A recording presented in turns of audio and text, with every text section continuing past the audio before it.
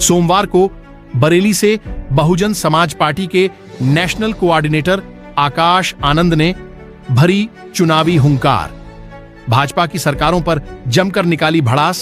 सपा और कांग्रेस गठबंधन पर भी खूब बरसे।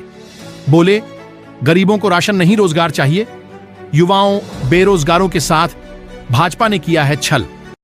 आजाद नेशन न्यूज, पैनी नजर, हर खबर। बसपा के नेशनल कोऑर्डिनेटर और मायावती के भतीजे आकाश आनंद का सोमवार को बरेली की सरजमीं से केंद्र व प्रदेश सरकार के बड़े नेताओं पर जमकर प्रहार करना बरेली मंडल के बसपा प्रत्याशियों में एक नया जोश और उमंग पैदा कर गया। बरेली के बिशप मंडल इंटर कॉलेज के मैदान पर दोपहर करीब 3 बजे पहुंचे। बसपा के स्टार प्रचारक आकाश आनंद ने हजारों की संख्या में उपस्थित जनता से खचाखच भरे मैदान पर लोगों को संबोधित करते हुए केंद्र की भाजपा सरकार के 10 सालों का हिसाब मांगने का आह्वान किया। एक मंजे हुए राजनेता की तरह पीएम और गृह मंत्री सहित भाजपा की सरकार पर हमला करते हुए युवाओं के रोजगार, शिक्षा और सुरक्षा के मुद्दे पर तीखे वार किए। केंद्र सरकार की राशन योजना के बारे में कहा कि 80 करोड़ लोगों को राशन देने का दंभ भरने वाली सरकार 80 लोगों को रोजगार तक नहीं दे पाई। राशन देकर गरीबों को भिखारी बनाने का काम किया जा रहा है। सरकार इतनी ही गरीबों की हितैषी है तो रोजगार देकर गरीबों को मजबूत बनाकर दिखाए।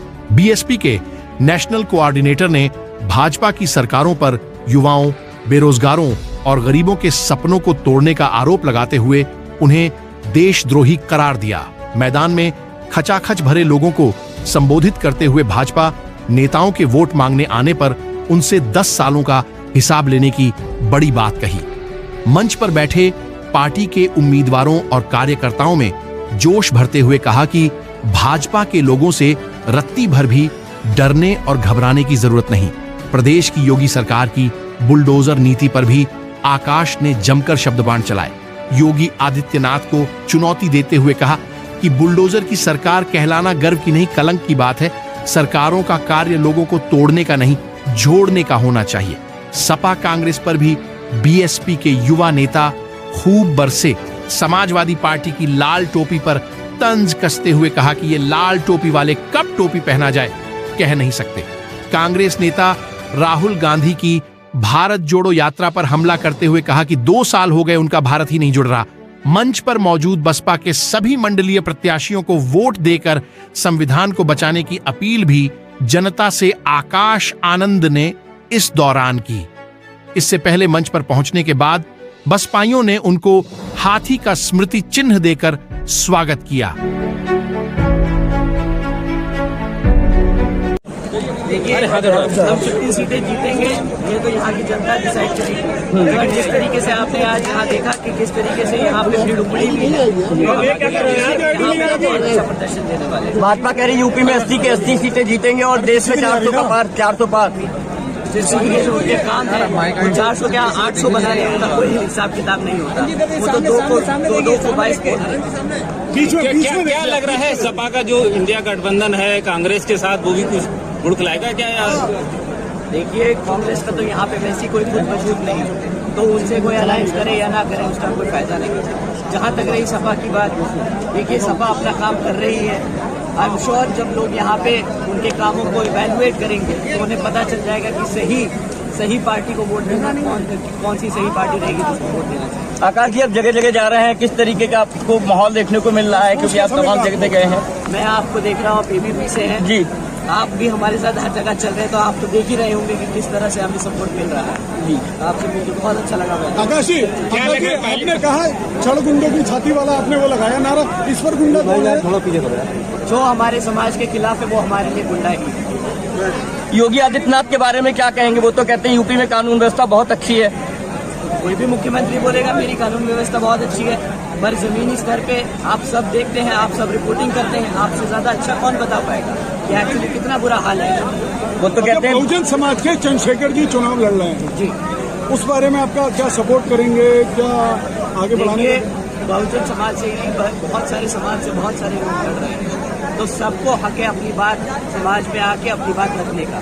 तो बिल्कुल आई एम श्योर अगर वो लड़ रहे होंगे तो कोई अच्छी चीज़ के लिए ही लड़ रहे हैं। परंतु हमें पता है कि हमारी बहन जी क्या काम करती आई है और उन्होंने क्या काम किए हैं। हमारे को पूरा भरोसा है, हमारा समाज हमारे साथ है। इस बार अलायंस ना करने का क्या मकसद रहा? किसी के संग गठबंधन नहीं किया आपने? वैसे हमेशा गठबंधन रहा है, कभी सपा से, भाजपा के साथ भी रहे आप।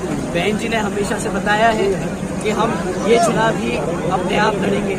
हम इस चुनाव के साथ साथ आने वाले चुनावों में अपने लोगों को तैयार कर रहे हैं। ये चुनाव एक तरीके से हमारी पार्टी के लिए अपने आप में एक टेस्ट है कि हम अपने कैडर को तैयार करें, अपने लोगों को फिर से उसी स्तर पे जोड़े जो हम पहले हुआ करते। आप पहली बार चुनाव मैदान में बी टीम कहलाती है। कौन सी बेटी क्या दी थी?